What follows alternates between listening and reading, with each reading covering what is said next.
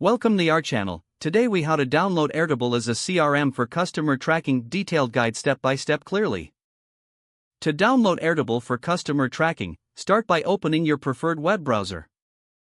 In the address bar, type airtable.com and press enter. On the Airtable homepage, locate the sign up for free button and click on it. You will be prompted to create an account.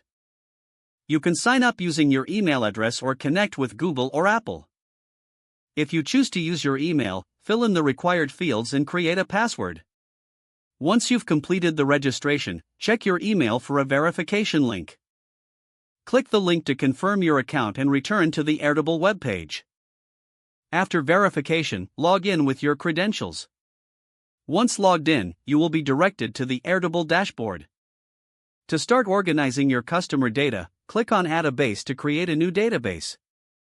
You can either use a template or start from scratch. If you opt for a template, search for CRM in the template gallery. Select a CRM template that suits your needs. Click Use Template to integrate it into your workspace. Now you can customize the fields to track the specific information about your customers. To add new records, click on the plus button in the rows. Fill out the relevant customer details in the provided fields. If you need to edit any of the columns, hover over the column header and click on the drop-down arrow. Select Customize Field Type to adjust the data types as necessary. You can also add additional fields by clicking on the plus icon next to existing columns. Once you have structured your CRM, you can share your base with your team.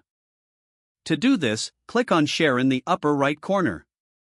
Enter the email addresses of your team members and set their permissions.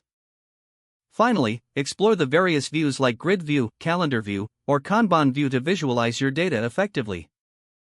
Congratulations, you have successfully downloaded and set up Airtable as your CRM for customer tracking. If the page does not load, refresh the browser or try again in a private or incognito window. Make sure you are using the correct email address, then retype it carefully to avoid small typos. Don't forget to like this video and subscribe to our channel for more step-by-step tech guides.